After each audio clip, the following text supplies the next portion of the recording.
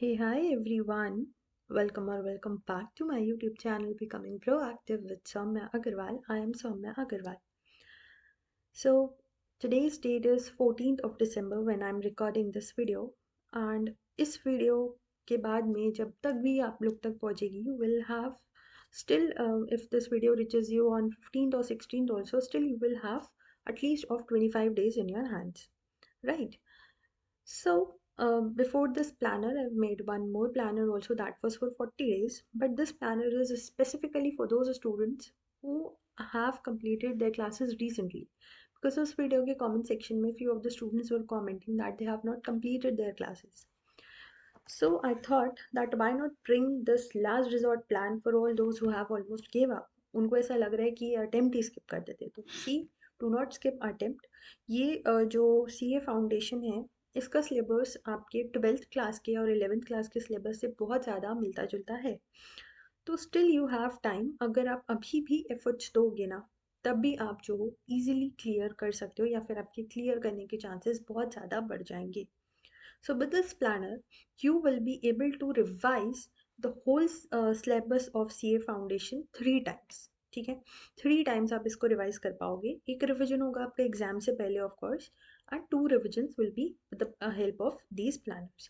Also मेरा एक suggestion रहेगा दैट आपको क्या करना है.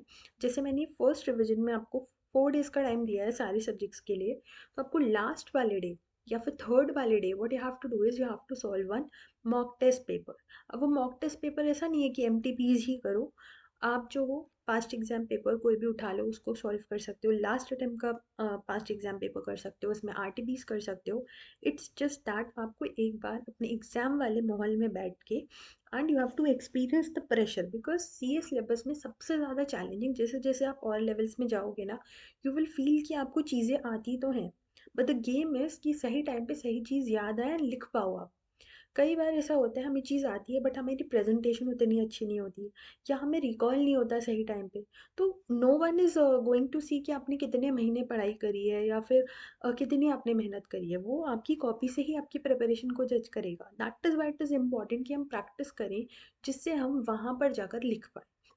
इसलिए प्लीज़ रिक्वेस्ट मानना, अगर आप मेरा प्लानर फॉलो कर रहे हो तो एक मॉक टेस्ट ज़रूर लिखना.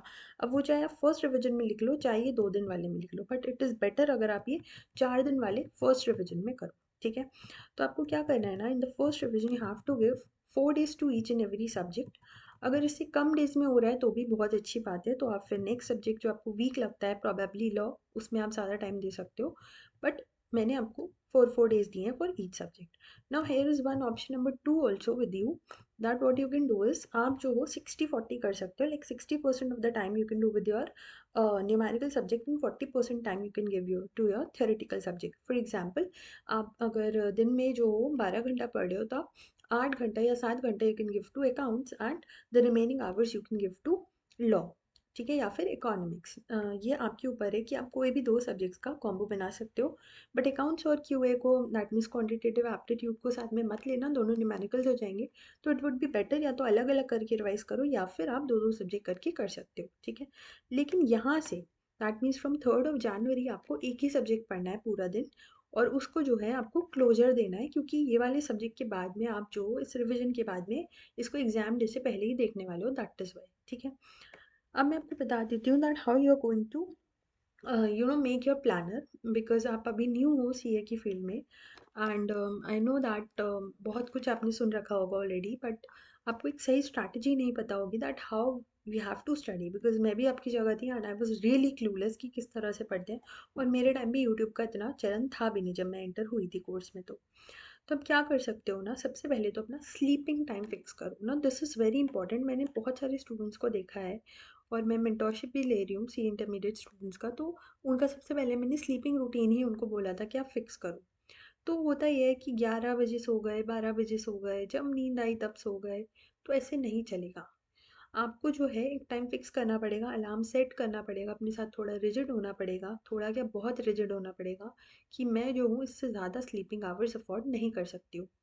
तो आप सेट कर लो, जैसे सपोज आप 12 to 6 AM की स्लीप ले लो या फिर अगर आप 1 AM सो रहे हो तो आप 7 o'clock तक उठ जाओ. 6 hours की स्लीप लो, उससे ज़्यादा मत लेना अगर आपकी प्रिपरेशन बहुत ही गंदी है. और या फिर ऐसा भी कर सकते हो, यहाँ पे 6 आवर्स ले लो और एक जो हो, जो अपने स्लॉटिंग के टाइम्स हो उसमें 20 या 30 मिनट्स का आप नैप ले लो। तो इस तरह से 6 to 6.5 आवर्स से ज़्यादा स्लीप मत लेना, ठीक है।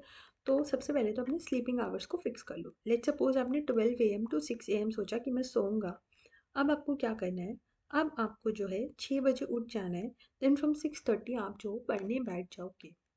अब पढ़ने बैठ जाओगे तो आपको क्या करना है, सबसे पहले तो अपना फ़ोन बाहर रख देना है। In case you are using internet for revision classes या कुछ भी, तो भी आप जो हो लैपटॉप पे या कोई भी और अदर किसी का मोबाइल ले लो, अगर लैपटॉप वगैरह नहीं है तो, बट अपना मोबाइल प्लीज़ दूर रखना। सेकंड चीज़ जो आपको ध्यान रखनी है वो ये है कि सोशल मीडिया के जो भी ऐप्स हैं, फेसबुक, इंस्टा, स्नैपचैट या जो कोई भी और अदर सोशल मीडिया ऐप है, उसको अनइंस्टॉल कर दो। बिल्कुल बेकार है वो। व्हाट्सएप भी बहुत ज़रूरी हो तो ही करो, बट अभी आप फाउंडेशन में हो, इतने ज़्यादा बड़े नहीं हो, तो आप अपने पेरेंट्स का या सिबलिंग्स का भी mobile for WhatsApp purpose use कर सकते हो। वो भी अगर आपको किसी से बहुत ज़्यादा इंपॉर्टेंट कोई चीज़ कम्युनिकेट करनी है तो, या कॉलिंग के लिए भी बेटर ये रहेगा कुछ टाइम के लिए, या तो वो कीपैड वाला फ़ोन ले लो या फिर अपने सिबलिंग्स का या पेरेंट्स का फ़ोन यूज़ कर लो। मतलब इट वुड बी बेटर जितना अपने फ़ोन से डिस्टेंस बना लोगे, बिकॉज फ़ोन एक ऐसी चीज़ है जो आपकी वीकनेस बन सकती है, ठीक है। उसके बाद में आपको क्या करना है, आपको स्लॉटिंग्स फिक्स करनी है। लेट्स से आप जो हो 12 बजे से 6 बजे तक तो सो के 6:30 बजे आप पढ़ने बैठ गए। अब ऐसा ज़रूरी नहीं है कि आप जो सपोज़ आपने ये प्लानर 15 ऑफ दिसंबर से ही स्टार्ट करें या 16 ऑफ दिसंबर से स्टार्ट करें, एंड आप जो हो 2 दिन तो बहुत ज़्यादा जोश में थे और तीसरे दिन से, मतलब ऐसा हर दिन नहीं होगा that you will be very very motivated. तो हो सकता है सोचते विचारते 6:30 की जगह 6:40 हो गया, 10 मिनट आपने भयंकर ओवर थिंकिंग कर ली, ठीक है। तो आपको क्या करना है ना, आपको अपने पास में बेटर रहेगा कि एक पतली सी कॉपी बना लो और उसमें डेट डालना सबसे पहले। उसके बाद में उनका नाम लिखना जिनको भी आप मानते हो, भगवान जी को या जो भी, मतलब जिस भी रिलीजन से आप बिलोंग करते हो, अपने ईष्ट को, मतलब आप उनको याद करना और उनसे सबसे पहले थैंक यू बोलना उनको अपने न्यू डे के लिए, एंड उनसे पावर मांगना कि जो भी आपके टारगेट्स हैं आप उनको कंप्लीट करो, ठीक है। Then what you have to do is, उसके बाद में आपको अपने स्लॉटिंग्स लिखने हैं जिन भी स्लॉट्स में आप पढ़ोगे। एंड आफ्टर दैट आप क्या करोगे, जब आप देखोगे कि जैसे सपोज आपने 6:40 से लेकर के और 7:40 तक अच्छे से पढ़ाई करी, तो वो आपका हो गया वो 1 घंटा अच्छे से, ठीक है।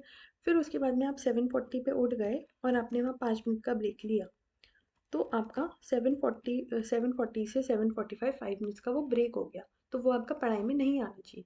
इस तरह से अपने साथ में थोड़ा सा आपको ये स्टार्टिंग में लग सकता है कि मैं क्या कर रहा हूँ, बट इससे अगर आप खुद के साथ ऑनेस्टली ऐसे नोटिंग करोगे ना, तो आपको ये पता लग जाएगा कि अननेसेसरी टाइम आपका कहाँ जाता है। तो वो चीज़ आप फिर एलिमिनेट कर पाओगे। जब तक आपको अपनी वीकनेसेस ही नहीं पता होंगी तो उसको स्ट्रेंथ में कैसे कन्वर्ट करोगे। इसलिए आपको क्या करना है, एक पेपर लेना है, मतलब पतली सी कॉपी बना लो, डेट वाइज आपको उसमें डेली का रिकॉर्ड रखना है कि इतने से इतने बजे तक मैंने पढ़ाई करी और इतने से इतने बजे तक मैंने ब्रेक लिया। अब वो इतने से इतने बजे तक में भी आपको ये चीज़ इसकी फिर आपको माइक्रो ट्रैकिंग भी करनी है कि अगर मैं 7 से 8 बैठी हूँ पढ़ने, तो क्या मैंने सच में 60 मिनट्स पढ़ाई करी है या इधर उधर की एक्टिविटीज़ में मैं इन्वॉल्व हुई थी। तो बेसिकली जिस भी टाइम आप स्टडी टेबल के पास में बैठ रहे हो वो टाइम नोट होना चाहिए, और जितनी देर आप पढ़ाई करोगे वो टाइम नोट होना चाहिए, और जैसे ही आप उसको स्टॉप कर दोगे वो टाइम भी नोट होना चाहिए कि इतने से इतने बजे तक मैंने अच्छे से पढ़ाई करी और इतने से इतने बजे तक आई कुड नॉट स्टडी, ठीक है। तो इस तरह से अगर आप करोगे ना तो आप देखोगे कि आपके 12 क्या 14 घंटे भी आराम से हो जाएंगे, एंड विद ब्रेक्स। मैं ऐसा भी नहीं कह रही कि ब्रेक नहीं लेना। तो आपको स्लॉटिंग्स किस तरह से करनी है, 2 घंटे का स्लॉट बनाओ, फिर आधे घंटे का या 20 मिनट का ब्रेक ले लो, फिर से 2 घंटे का स्लॉट बनाओ, फिर से 20 मिनट का ब्रेक ले लो, इस तरह से आपको पढ़ना है, ठीक है। तो ये मेरी तरफ से एक छोटी सी गाइडेंस थी, and I hope that this planner helps you. कोई भी और हेल्प की नीड हो तो please do let me know, and all the very best for your examinations.